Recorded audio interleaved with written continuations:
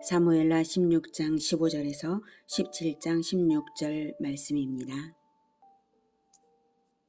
압살롬과 모든 이스라엘 백성들이 예루살렘에 이르고 아히도벨도 그와 함께 이른지라. 다윗의 친구 아렉 사람 후세가 압살롬에게 나갈 때에 그에게 말하기를 왕이여 만세, 왕이여 만세. 하니 압살롬이 후세에게 이르되 이것이 내가 친구를 후대하는 것이냐? 내가 어찌하여 내 친구와 함께 가지 아니하였느냐? 하니 후세가 압살롬에게 이르되 그렇지 아니하니이다. 내가 여호와와 이 백성 모든 이스라엘의 택한 자에게 속하여 그와 함께 있을 것이니이다. 또 내가 이제 누구를 섬기리이까? 그의 아들이 아니니이까?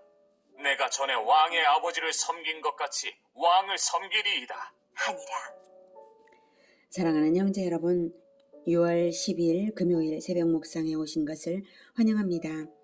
압살롬의 반역으로 다윗이 도성을 떠나 도피 행로에 올랐는데요.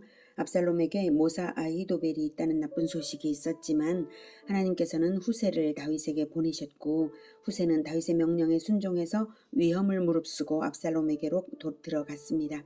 언약궤를 맨 제사장들도 돌려보내면서 후세와 연결시켜서 연락망을 조직했습니다. 그리고 시므이의 모욕적인 저주를 들으면서도 다윗은 하나님의 징계로 받아들이노라며 시므이를 해치지 못하게 했습니다. 다윗이 도성을 떠나는 것은 하나님의 징계를 달게 받는 겸손이었고 또 예루살렘을 보호하는 것이었고 다윗 언약을 주신 하나님의 신실하심을 믿음으로 상황을 반전시켜서 하나님의 나라 이스라엘을 회복시키실 것을 믿음으로 언약궤와 모사 후세를 도성으로 들여보낸 것입니다. 이제 후세가 다윗의 지시대로 예루살렘에 들어온 압살롬을 거짓으로 환대했습니다. 압살롬은 처음에는 후세를 의심하기는 했어요. 17절에 압살롬이 후세에게 이르되 이것이 내가 친구 즉 다윗이죠.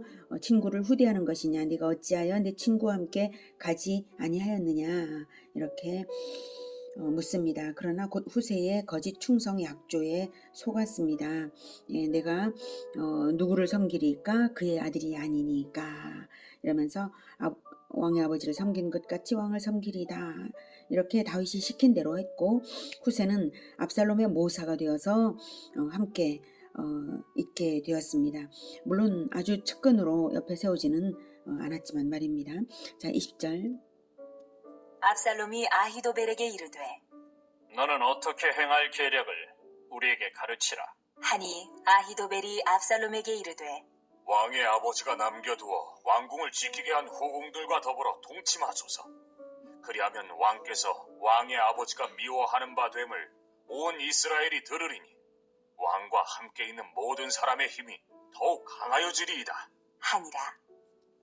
아히도벨이 권한 계략은 왕의 아버지가 남겨두어 왕궁을 지키게 한 후궁들과 더불어 동침하라는 것입니다. 당시 근동 국가에서는 왕권을 차지한 자가 전 왕의 후궁들을 취함으로써 전 왕의 소유물 전부를 인수했다는 상징 행위를 했는데요. 아히도벨은 그런 관습을 행함으로써 압살롬의 왕권을 온 백성에게 알리게 하라는 것입니다. 그러면 압살롬 편에 있는 사람들이 기세가 등등해질 것이라는 말입니다. 너무나 악한 계략이죠.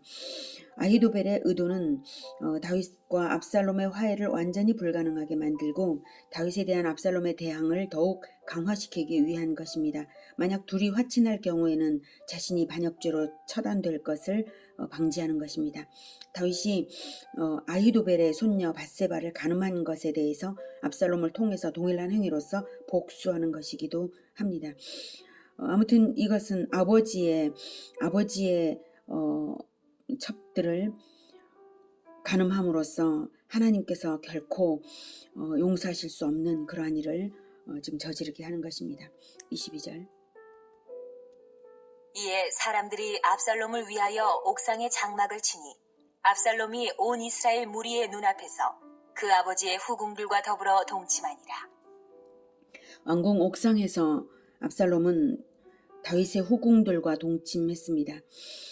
옥상은 다윗이 밧세바를 보며 욕정에 사로잡혔던 바로 그 장소입니다. 바로 그곳에서 아들 압살롬이 욕정에 사로잡혀서 동일한 범죄를 저지른 것입니다. 이 일은 하나님께서 나단을 통해 말씀하신 대로 된 것입니다. 사무엘하 12장 12절에 여호와께서 또 이와 같이 이르시기를 보라 내가 너와 내 집에 재앙을 일으키고 내가 내 눈앞에서 내 아내를 빼앗아 내 이웃들에게 주리니 그 사람들이 내 아내들과 더불어 백주에 동침하리라. 너는 은밀히 행하였으나 나는 온 이스라엘 앞에서 백주의 이 일을 행하리라 하셨나이다. 이렇게 징계가 선언된 대로 이루어지는 것을 보면 두렵지 않을 수 없습니다. 하나님의 레이저 광선 같은 눈이 모든 사람의 일거수일투족뿐만 아니라 사람의 마음의 의도까지 들여다보심으로 악한 자의 모략을 통해서라도 흔들림 없이 공의를 시행하시는 하나님이십니다. 하나님의 눈을 속일 수 있는 일은 없습니다. 23절. 그때에 아히도벨이 베푸는 계략은 사람이 하나님께 물어서 받은 말씀과 같은 것이라. 아히도벨의 모든 계략은 다윗에게나 압살롬에게나 그와 같이 여겨졌더라. 아히도벨의 계략이 하나님께 물어서 받은 말씀과 같은 것이라는 말은 인간적인 계략이었지만 그 정도로 하나님이 계획하려고 하는 것을 그대로 알고 있다라고 느껴질 정도로 뛰어난 모사가였다는 말입니다. 다윗이 보기에도 압살롬이 보기에도 마찬가지였으므로 압살롬은 아히도벨이 시키는 대로 했습니다. 아히도벨의 지략이 뛰어난 것이 얼마나 쓸모없고 어리석은가요? 아무리 지략이 뛰어난들 그 그릇이 정결하지 못한 사람에게 담겨 있으면 그 지략은 마귀의 도구로 사용될 뿐입니다. 그럼에도 불구하고 모든 사건의 뒤에서 섭리하시는 하나님이 악인들의 선택을 통해서도 공의를 시행하신다는 사실입니다.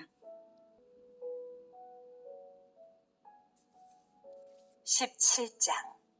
아히도벨이 또 압살롬에게 이르되 이제 내가 사람 12,000명을 택하게 하소서. 오늘 밤에 내가 일어나서 다윗의 뒤를 추적하여 그가 고나고 힘이 빠졌을 때에 기습하여 그를 무섭게 하면 그와 함께 있는 모든 백성이 도망하리니 내가 다윗 왕만 쳐 죽이고 모든 백성이 당신께 돌아오게 하리니 모든 사람이 돌아오기는 왕이 찾는 이 사람에게 달렸습니다. 그리하면 모든 백성이 평안하리이다. 하니 압살롬과 이스라엘 장로들이 다 그 말을 옳게 여기더라. 압살롬이 이르되 아렉 사람 후세도 부르라. 우리가 이제 그의 말도 듣자. 하니라. 다윗이 도망을 하고 압살롬이 예루살렘에 무혈 입성을 한 바로 그날 아히도벨은 때를 놓치지 않고 계략을 내놓았는데요.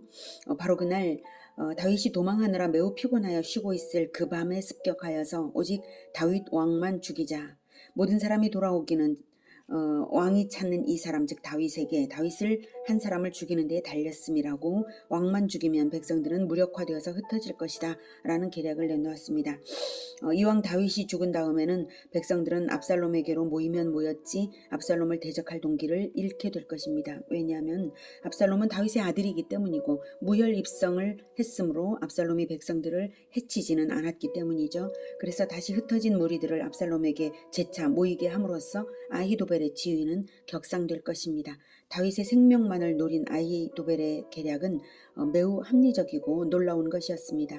그런데 압살롬이 후세도 부르라. 우리가 이제 그의 말도 듣자라고 한 것은 후세를 떠올리게 하심이 하나님의 섭리가 아닐 수 없습니다. 6절. 후세가 압살롬에게 이르매 압살롬이 그에게 말하여 이르되 아히도벨이 이러이러하게 말하니 우리가 그 말대로 행하랴. 그렇지 아니하거든 너는 말하라.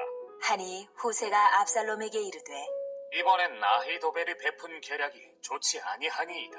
하고 또 후세가 말하되 왕도 아시거니와 왕의 아버지와 그의 주종자들은 용사라.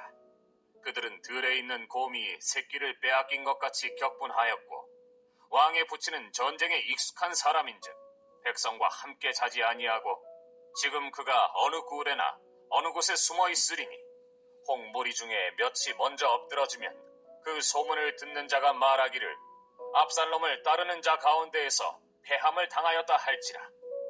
비록 그가 사자 같은 마음을 가진 용사의 아들일지라도 낙심하리니 이는 이스라엘 무리가 왕의 아버지는 영웅이요 그의 추종자들도 용사인 줄 알미니이다.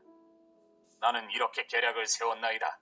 온 이스라엘을 단부터 브엘세바까지 바닷가의 많은 모래같이 당신께로 모으고 친히 전장에 나가시고 우리가 그 만날 만한 곳에서 그를 기습하기를 이슬이 땅에 내림같이 우리가 그의 위에 덮여 그와 그 함께 있는 모든 사람을 하나도 남겨두지 아니할 것이요. 또 만일 그가 어느 성에 들었으면 온 이스라엘이 밧줄을 가져다가 그 성을 강으로 끌어들여서 그곳에 작은 돌 하나도 보이지 아니하게 할 것이니이다. 하매 압살롬과 온 이스라엘 사람들이 이르되 아렉 사람 후세의 계략은 아히도벨의 계략보다 낫다. 하니 이는 여호와께서 압살롬에게 화를 내리려 하사 아히도벨의 좋은 계략을 물리치라고 명령하셨음이더라. 후세의 계획은 한마디로 말하면 다윗 왕에게 시간을 벌어주는 계획입니다. 전쟁에 익숙한 다윗은 무리와 함께 자지 않고 따로 숨어 있을 것이므로 다윗을 죽이지 못할 것이다. 다윗의 무리는 격분해 있으므로 결사항전을 그들이 한다면 압살롬에게서 먼저 전사자가 날 것이고 그러면 사기가 떨어질 것이다. 온 이스라엘에서 군대를 소집하여서 친히 전장에 나가서 다윗 무리를 소탕해야 한다. 이런 말인데요. 이것은 압살롬이 전체 이스라엘의 지지를 받고 있음을 과시할 수 있는 측면에서 허영과 교만에 들뜬 압살롬의 마음을 사로잡은 것입니다. 이렇게 계략을 제시한 이유는 우선 다윗이 요단강을 건널 시간이 필요하고 병력을 갖출 시간이 필요했기 때문입니다. 그리고 다윗 무리는 지금 너무나 지쳐 있었던 것을 후세는 분명히 알고 있었습니다. 그리고 하나님께서 섭리하심으로써 후세의 계략이 선택되었습니다. 이는 여호와께서 14절에서 이는 여호와께서 압살롬에게 화를 내리려 하사 아히도벨의 좋은 계략을 물리치라고 명령하셨음이더라. 네, 15절. 이에 후세가 사독과 아비아달 두 제사장에게 이르되 아히도벨이 압살롬과 이스라엘 장로들에게 이러이러하게 계략을 세웠고 나도 이러이러하게 계략을 세웠으니 이제 너희는 빨리 사람을 보내 다윗에게 전하기를 오늘 밤에 광야 나루터에서 자지 말고 아무쪼록 건너가소서 하라. 혹시 왕과 그를 따르는 모든 백성이 몰사할까 하노라. 하니라. 네, 오늘은 악한 자의 악한 생각의 끝을 보았습니다. 그리고 섭리하시는 하나님을 만났습니다. 선인과 악인을 막론하고 하나님은 그의 마음을 다 아시기 때문에 하나님께서 일하시면 그 선택을 좌우하시며 하나님의 뜻을 이루시는 분이십니다. 악한 자는 자기의 자유의지로서 악한 것을 선택할지라도 하나님은 그것을 죄에 대한 공의의 징계가 되게 사용하시기도 하시고 악한 자의 묘수를 헛되게 하심으로써 자기 백성을 보호하기도 하십니다. 그러므로 악한 자들이 득세하는 것 같아 보여도 그 어떤 상황에서라도 하나님을 의지하면서 낙심치 말고 하나님의 언약이 이루어질 것을 바라보며 가면 될 일입니다. 자기 백성을 보호하시면서 언약을 이루어 가시는 하나님을 찬양합니다. 아멘. 기도하겠습니다. 하나님, 악한 자가 아무리 자기 뜻을 이루려고 해도 아무리 묘수를 가지고 있다 해도 하나님께서 섭리하시면서 또한 사람들의 선택을 좌우하시면서 모든 것을 주관하고 계십니다. 주권자이신 하나님께서 하시면 그 어느 누구도 하나님의 뜻을 막을 수 없으며 오직 하나님의 뜻이 온전히 이루어지는 줄 믿습니다. 그러하오니 하나님, 우리는 오직 하나님의 언약 안에 있겠고 오직 하나님께서 이루어 가시는 그 언약을 성취하시기 위해서 가시는 그 길에 함께 하나님과 함께 있겠습니다. 주님, 우리와 함께 계셔 주셔서 늘 성령으로 충만케 해주시고 오직 하나님의 뜻을 이루는 그 길에서 지혜롭게 하시고 또한 늘 보호하여 주시옵소서. 악한 자들이 우리를 해롭게 하지 못하도록 늘 보호하여 주시며 오직 하나님의 뜻만이 온전히 성취되게 하여 주시옵소서. 예수님의 이름으로 기도드립니다. 아멘. 이어지는 시간은 개인 기도 시간입니다.